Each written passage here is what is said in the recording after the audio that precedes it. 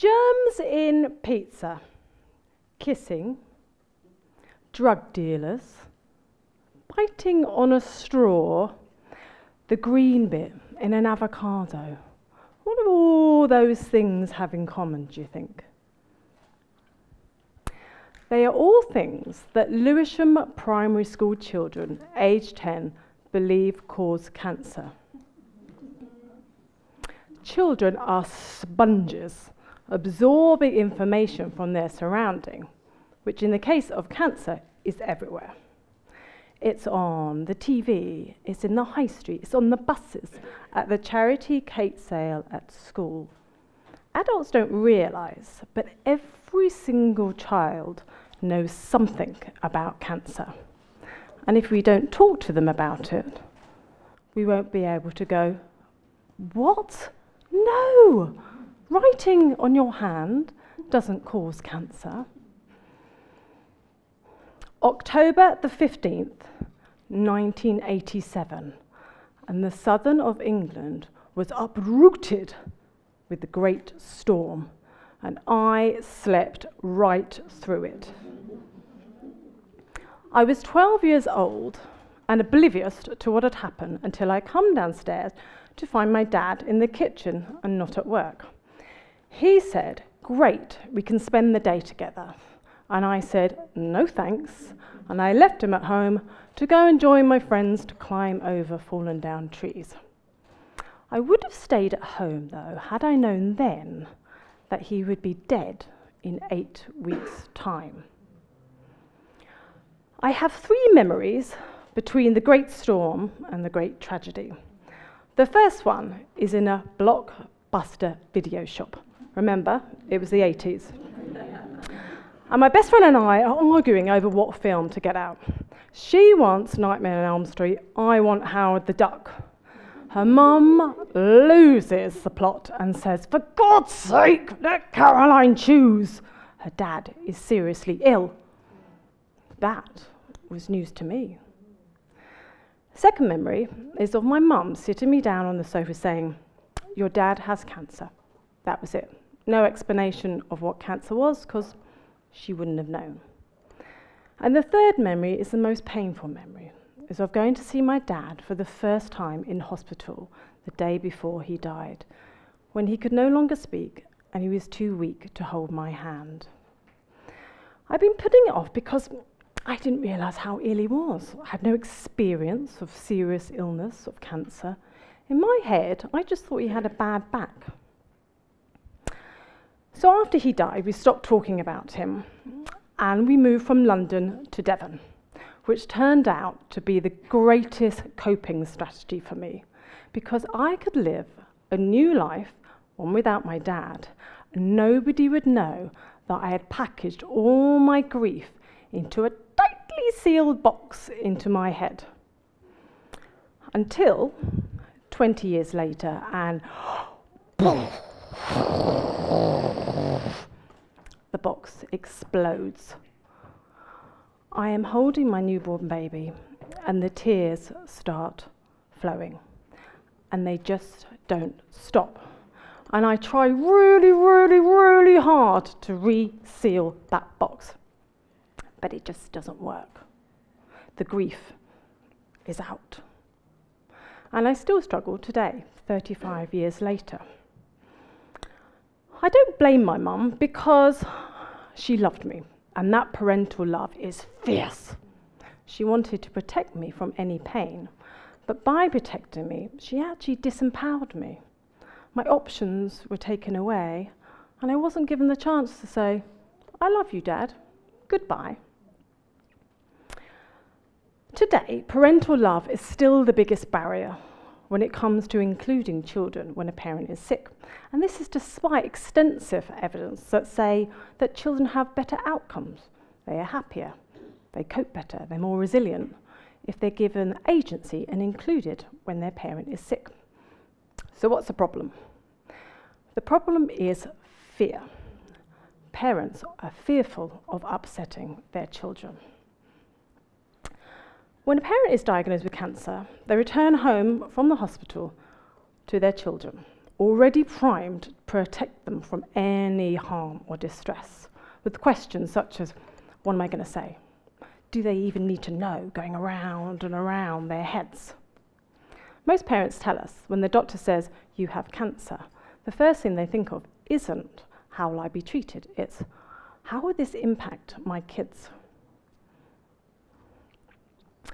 And it's an awful thing because they are left alone to deal with this in a society that's so fearful of talking about cancer. So it's not surprising that parents are paralysed with fear at the thought of talking to their own children about their own cancer. They don't know what to say. Can I use the word cancer, or does the big C sound less frightening?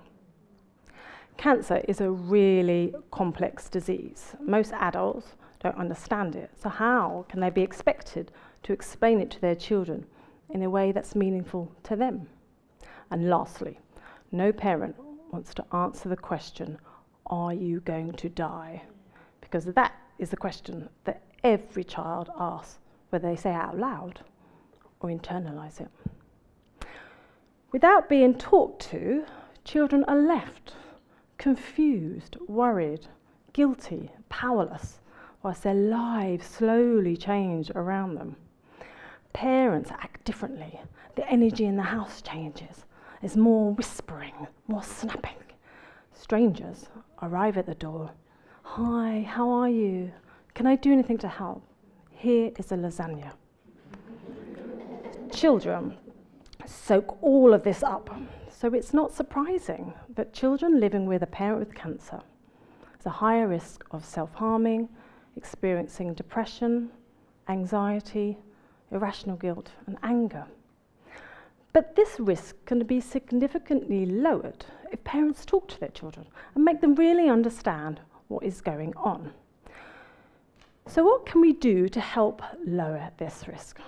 I have an idea. The parent support package. When a parent goes in to receive their diagnosis, on one hand, they're given a treatment plan, but on the other, they're given a parent plan. From that moment on, they know that they will have chemotherapy, say, in 2 weeks' time, but their parental support will start straight away. It will start with trained healthcare professionals saying, it's okay to tell your children about your cancer.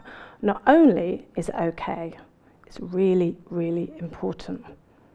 Parents will attend workshops that explore how to start difficult conversations, what words to use. What does a 5-year-old understand compared to a 10-year-old? What behavioural and emotional changes to look out for, and how to support those changes. Parents will be given tools to help them explain what cancer is to their children, help them look at difficult emotions and show them new ways of coping and communicating. By the end of that session, parents will be ready and more in control to go home to tell their children about their cancer. Their levels of anxiety are lowered, which means the whole family is in a better place to cope with whatever cancer throws at them. Later sessions will look at the new challenges parents face, such as, my child no longer wants to go to school. My child is suddenly afraid of the dark. My child doesn't seem to care. The parent support package is such a simple idea, one that can be easily embedded, but one that can have such an immediate positive impact on so many families. 10 years ago, I set up an organisation called Fruit Fly Collective to support children and their families when their parent has cancer. I have worked in hospitals, hospices, schools, charities, community, and I have learnt so much, and some of which I'd really like to share with you because I think it feels and it demonstrates why the parent support package is so desperately needed. So firstly, the current system in place to support a parent with cancer within the NHS doesn't really work.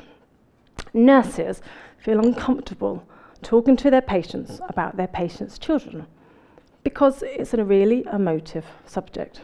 And also there's very limited support they feel they can offer. There's also a out of sight, out of mind mentality too. Nurses don't interact with their patients' children. So I tell the nurses stories. I tell them of the 10-year-old screaming, "Nobody understands me!" while he trashes the classroom because he's frightened his mum is dying. The 14-year-old who's, do you know what? She is doing so well. She's coming top of all of her classes, and at home, she's so super helpful. But they fail to realise that she plucks out her eyelashes every night. These stories help connect the nurses and the nurses' patients and their invisible children.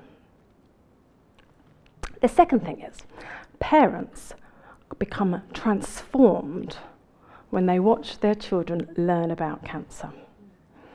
At the beginning of a family cancer workshop, all the children are curious and engaged. The parents are not. Until they witness their children charging around the room, squeezing an IV bag, throwing a fluffy tumour, cranking up the radiotherapy machine made of Lego. Parents quickly realise from listening to their children ask all the questions about cancer that their fears are not the same as their children's. Is it true that when you get cancer, your heart goes black and shrinks? Can you catch cancer from eating soap and shampoo? What colour are cancer cells? It's a classic kid question. Can gerbils get cancer? This brings me on to my last point. Children's minds are brilliant, but not often logical. And as adults, we can never be certain really what's going on in their heads unless we ask them. An 8-year-old boy said to me, "Yeah, well, I know I'm going to get cancer and die." "Why?" "Because my granddad died of cancer and I've got the same name as him." The 6-year-old girl who said, "Yeah, I know it's my fault that mummy's hair's falling out. It's because I've been really, really, really naughty and I've been eating all my brother's chocolate biscuits." I believe that we need to help parents reframe their love so they can allow their children to feel pain, but in a safe, secure way, something that the parent support package would offer. Because we cannot protect our children from pain, but we can, with the right role modelling, the right information and the right coping skills, help them understand, grow and grieve healthily. Thank you.